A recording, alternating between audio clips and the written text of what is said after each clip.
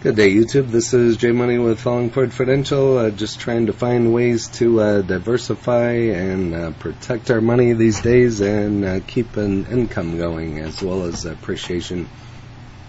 But this is 3 dividend stocks that are screaming buys in July. And who doesn't like to get paid to own something while doing nothing? That's the beauty of dividends. So if you don't have any dividend stocks, you might want to consider, especially in these times when there's not a whole lot of appreciation going on and while everything's pretty much on sale. But just a thought, but I don't give tax, legal, or trading advice, so just state my opinion. But the best dividend stocks balance this reinvestment and shareholder payout, likely resulting in a lower dividend yield. And however, these are some of the best stocks to invest in for the long haul. And the 3 investors should be taking a closer look during the month of July. So the first is Microsoft, ticker Msft, as the second largest company by market cap in the United States market, but has growth many others would be jealous of. So they have had a lot of growth. I have a couple shares of Microsoft. I'm not in it for the dividend. I'm in other dividend stocks, but Microsoft has been a good growth stock, so sporting just under a 1% dividend yield. Microsoft is familiar to many with its business product suite and personal computing products like Xbox and the Surface Book. However, investors should be most excited about the Intelligent Cloud, which experienced a year-over-year growth of 26% to $19.1 billion during Microsoft's third quarter and on March 31st. Its Azure Cloud Computing division led the way and experienced 46% year-over-year growth. As a whole, Microsoft's revenue rose 18% over the prior year to $49.4 billion, with earnings per share rising 9%. For the fourth quarter, Microsoft expects a revenue of $52.8 billion at the midpoint, indicating a 14% growth. Microsoft is likely to announce a dividend increase, and as it's maintained its current quarterly payout of 62 cents per share over the last 4 quarters. With the cloud computing market estimated to hit $1.6 trillion by 2030 and Azure owning a 21% market share, Microsoft could be sitting on a $336 billion future revenue stream. So this one's going to keep growing. It's just a huge company. It's just going to keep growing. Hopefully the dividend would keep growing. They could take the dividend away, but with that much growth, and they haven't taken it away yet. They might have taken it away during the pandemic. I didn't follow it that close, but they still have the dividend. So definitely a company with room to grow. Same as Apple, they could definitely increase their dividend as well.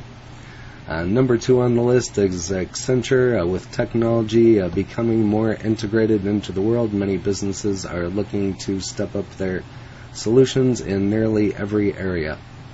Yet most lack the expertise to enact these changes. Enter Accenture. ACN is a $175 billion consulting firm that employs more than 710,000 people worldwide. It can design, build, and maintain many products and solutions across multiple industries. As for the dividend, Accenture pays a respectable $3.88 annually, giving it 1.4 dividend yield. Accenture recently reported its third quarter, ended on May 31st, results on June 23rd, which were everything investors could hope for. Its revenue rose 22% from the year-ago quarter to $16.2 billion, and its earnings per share rose 16% to $2.79, despite a 6% impact from suspending business in Russia. So Fourth quarter guidance was also strong, with the company guiding 22% growth at the midpoint.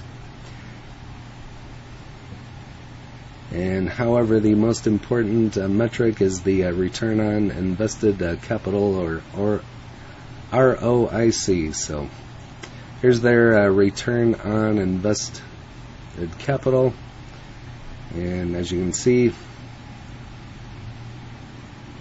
the trend just from 60% down to 31%. So the metric conveys how much value a company creates versus what it invests, and Accenture has been masterful at its crucial business technique for a long time. Additionally, will allow Accenture to return more capital to a shareholder, making the stock top pick for investors looking for a great dividend payer. Next is Texas Instruments. I've talked about them once or twice here on the channel, ticker TXN. Highest yielding stock on the list, pays its investors 3.1% yield, and it isn't the cutting edge of chip making. Instead, it focuses on making essential semiconductors utilized in nearly every device that contains electronics. That isn't a criticism of Texas Instruments' product line, as they are incredibly vital. Ever heard of a chip shortage affecting automotive production? We've been hearing a lot about that. However, Texas Instruments' growth isn't going to blow investors away. So, and here's a look at their revenue quarterly year-over-year growth. So you can kind of see they're kind of up and down, but yet kind of going up. Had some major uptrend there, and it's down along with everything else. So they punched another solid quarter for sales of 14% year over year during the first quarter. Additionally, earnings per share up 26% from the prior year, giving it more resources to reward investors. However, Texas Instruments will be reinvesting its profits to build more semiconductor production facilities in the United States. So that might be a catalyst there to get invested in this one, because semiconductors are pretty strong stocks, as well as chips and everything else that's needed for automotive, and so it might be one worth watching or putting on your radar, at least setting an alert. So, and also breaking ground in May of 2022. So on one of their plants, the company estimates these plants, along with its others, will support 7% annual revenue growth from 2030 and beyond. Texas Instruments also has an impressively high ROIC of 42%, and its new facilities generate revenue management projects. The critical metric will maintain its high value. So they pay investors a solid dividend and has plans to maintain its growth in the future, which is a good thing. And dividend stocks can provide investors with market-beating returns and consistent and maintained growth. The stock trio checks both boxes and is primed to outperform the market over the next 3 to 5 years. So, but kind of an interesting article. Take it for what it's worth. I like doing these every once in a while just to see what stocks out there people have and give them some different ideas on investing. And even though these aren't appreciating that much as what they used to be, they're still paying dividends. So, but Texas Instruments, TXN, Accenture, ACN, and Microsoft, Msft. So, if I had to pick one, I already have Microsoft, so I'd probably go with Texas Instruments, and then probably Accenture. But other people might have a different point of view. So you can leave that in the comments, which is your favorite, and if you have any other dividend stocks that are better than these, you can leave that in the comments as well.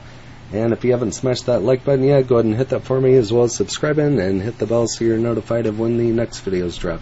Again, this is J Money, Falling Forward Financial. Happy trading, happy investing, stay green. Cheers.